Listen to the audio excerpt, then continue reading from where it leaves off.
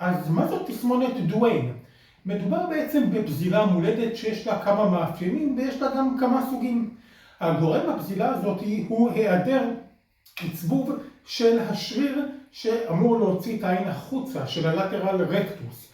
מדובר כאמור במצב מולד שבדרך כלל איננו מתפתח עם השנים ונשאר במצב קבוע. אז מה מאפיין את הפזילה הזאת? מאפיין אותה שכאשר אנחנו מסתכלים לכיוון האף, לדוגמה עם עין ימין לכיוון האף, אנחנו נראה הצרות של מפתח האפיים ולפעמים אפילו משיכה של גלגל העין אחורה.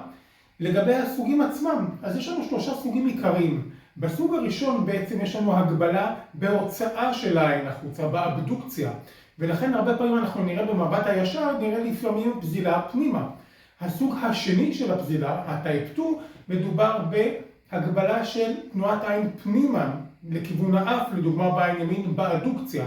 והסוג השלישי הוא כאשר יש לנו הגבלה גם באבדוקציה וגם באדוקציה, גם בהוצאה של העין החוצה וגם בהכנסה שלה פנימה. מדובר בפזילה שלרוב היא חד-עינית, 80% מהמקרים הם חד-עיניים ורק 20% הם דו-עיניים. היא שכיחה יותר בקרב בנות ושכיחה יותר בעין שמאל. אז מה עושים עם הפזילה הזאת? אז אם במבט ישר אין לנו פזילה משמעותית וכאשר אנחנו מסתכלים לצדדים אין תופעה שנקראת אפשוט או דאונשוט, כלומר קפיצה של עין כלפי מעלה או מטה ואין תנוחת ראש חריגה, אז לא צריך לעשות כלום. אם יש אחד מהדברים האלה, כלומר תנועה חריגה של עין קפיצה למעלה למטה או תנוחת ראש חריגה כפיצוי על הפזילה הזאת או פזילה במבט ישר, אז יש אפשרות להתערבות כירורגית ניתוחית. אז זו הייתה תסמונת דוויין.